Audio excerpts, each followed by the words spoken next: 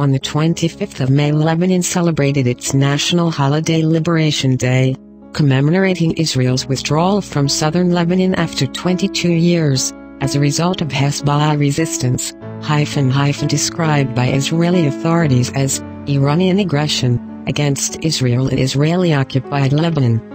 That too is normal imperial usage.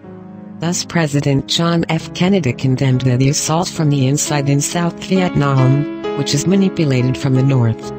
This criminal assault by the South Vietnamese resistance against Kennedy's bombers, chemical warfare, programs to drive off peasants to virtual concentration camps, and other such benign measures was denounced as internal aggression by Kennedy's UN ambassador, liberal hero Adlai Stevenson.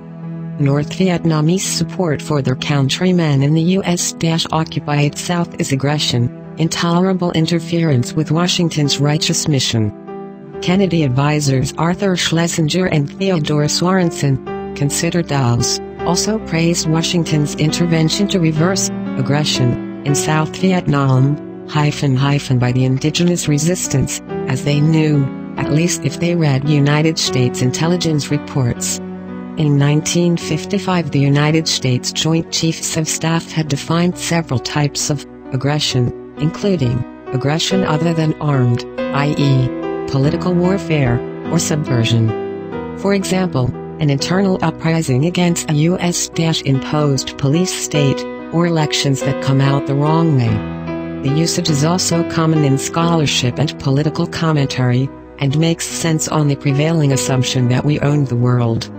Hamas resists Israel's military occupation and its illegal and violent actions in the occupied territories. It is accused of refusing to recognize Israel. Political parties do not recognize states. In contrast, the United States and Israel not only do not recognize Palestine, but have been acting relentlessly and decisively for decades to ensure that it can never come into existence in any meaningful form. The governing party in Israel, in its 1999 campaign platform, bars the existence of any Palestinian state, a step towards accommodation beyond the official positions of the United States and Israel a decade earlier, which held that there cannot be an additional Palestinian state between Israel and Jordan, the latter a Palestinian state, by US-Israeli fiat whatever its benighted inhabitants and government might believe. Hamas is charged with racketing Israeli settlements on the border, criminal acts no doubt, though a fraction of Israel's violence in Gaza, let alone elsewhere. It is important to bear in mind, in this connection, that the United States and Israel know exactly how to terminate the terror that they deplore with such passion. Israel officially concedes that there were no Hamas rockets as long as Israel partially observed a truce with Hamas in 2008.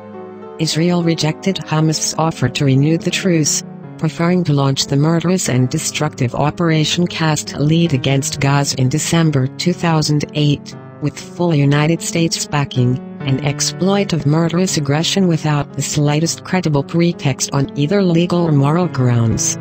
The model for democracy in the Muslim world, despite serious flaws, is Turkey, which has relatively free elections, and has also been subject to harsh criticism in the United States. The most extreme case was when the government followed the position of 95% of the population and refused to join in the invasion of Iraq, eliciting harsh condemnation from Washington for its failure to comprehend how a democratic government should behave. Under our concept of democracy, the voice of the master determines policy, not the near unanimous voice of the population. The Obama administration was once again incensed when Turkey joined with Brazil in arranging a deal with Iran to restrict its enrichment of uranium. Obama had praised the initiative in a letter to Brazil's President Lula da Silva, apparently on the assumption that it would fail and provide a propaganda weapon against Iran. When it succeeded, the United States was furious, and quickly undermined it by ramming through a Security Council resolution with new sanctions against Iran that were so meaningless that China cheerfully joined at once, recognizing that at most the sanctions would impede Western interests in competing with China for Iran's resources.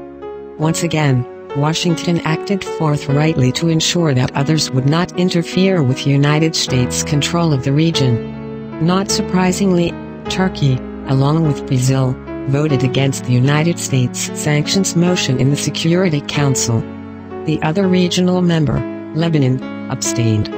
These actions aroused further consternation in Washington. Philip Gordon, the Obama administration's top diplomat on European affairs, warned Turkey that its actions are not understood in the United States and that it must demonstrate its commitment to partnership with the West, AP reported, a rare admonishment of a crucial NATO ally. The political class understands as well. Stephen Cook, a scholar with the Council on Foreign Relations, observed that the critical question now is, how do we keep the Turks in their lane? Following orders like good Democrats. A New York Times headline captured the general mood: Iran deals scene spot on Brazilian leader's legacy. In brief, do what we say, or else.